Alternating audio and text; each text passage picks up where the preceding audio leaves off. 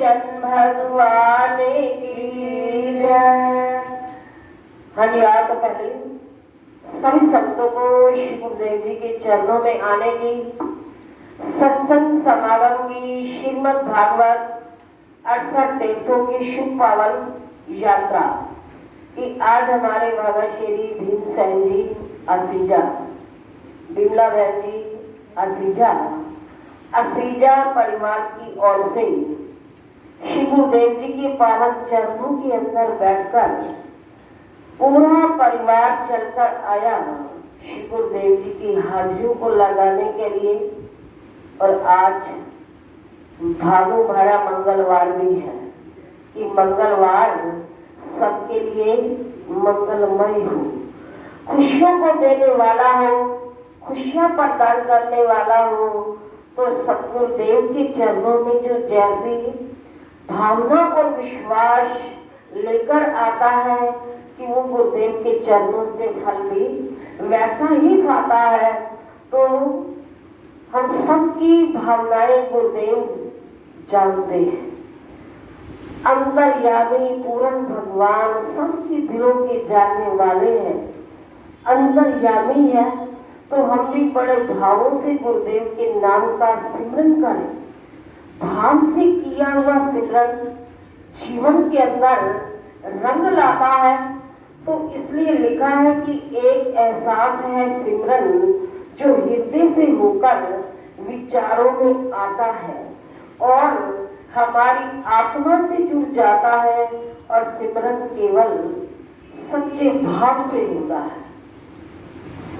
जो हम भावना से भगवान के चरणों के अंदर जितना भी समय लगाते हैं ना, कहते हैं ना कि एक घड़ी आधी घड़ी, एक घड़ी आधी घड़ी, आदि से पुण्याद कबीरा संगत सादगी कटे कोट अपराध।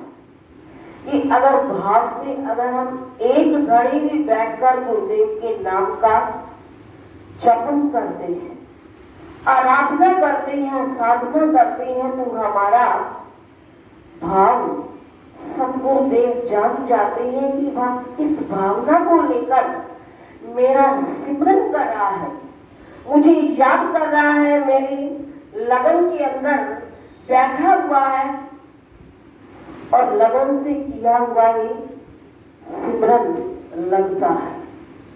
तो श्रीमद् भागवत महापुराण का एक एक वचन हम सुने, अपने दिलो जिगर के अंदर बसाए। कि श्री सुखदेव जी बोले कि हे राजन, कि ब्रह्मा जी अपने किए हुए पाप से जो उन्होंने भगवान श्री कृष्ण जी की दीक्षा लेना चाहा था, तो उससे बहुत भयभीत हो उनकी पुनः पुनः स्तुति करने लगे। कि ब्रह्मा जी ने कहा कि हे भगवान, आप भक्तों के संकट को क्षण भर में दूर कर देते हो। तो ब्रह्मा जी स्वयं अपने मुख से इस बात को कह रहे हैं कि हे भगवान, कि आप तो सबकी संकटों को दूर करने वाले हो, कि भक्तों के संकट को क्षण भर में दूर कर देते हो और आपका भक्त भव सागर से पार हो जाता है। आप ही माता पिता भाई और मेरे सखा हैं। कि प्रभु मैं आपको क्या कहूं कि आप मेरे भाई भी हो, सखा भी हो, मित्र भी हो, सब कुछ हो। कि भगवान को हम क्या समझे कि वो हमारे सब कुछ है। कि हे प्रभु, कि आपकी श्याम घटा जैसी मूर्ति में करोड़ों चंद्रमा जैसी क्रांति है। आपके कर्ण कुंडल, गले में पुष्पों की माला, मोर मुकुट, कटी में प्रतिम्बर धारी। कि ऐसे भगवान के मुखार विंद को मैं ध्यान और नमस्कार करता हूँ। कि हे प्रभु, कि बिना आपकी कृपा की ऐसी तीव्र बुद्धि किसकी है जो आपके चरित्र को जान सके। कि भगवान के चरित्रों की तो कोई बिरला ही जानता है, समझता है। कि वरना कि हम जीवों की तो ऐसी अल्प बुद्धि है, तो हम भगवान के भेद को जान नहीं सकते। तो कोई बिरला ही समझ सकता है कि भगवान की कितनी अपार महिमा है, कितनी लीला है। ऐसे भगवान के मुखारविंद को मैं ध्यान और नमस्कार करता हूँ कि प्रभु बिना आपकी कृपा के ऐसी तीव्र बुद्धि किसकी है जो आपके चरित्रों का गान कर सके। तो ऐसा कौन देवता या मनुष्य है जो आपकी मनमोहिनी माया में ना फंस जाए। हे प्रभु, आपके इस एक ही शरीर में तो क्या ना जाने कितने ब्रह्मा पड़े हैं कि प्रभु कि हम आपकी कितनी महिमा गाएं।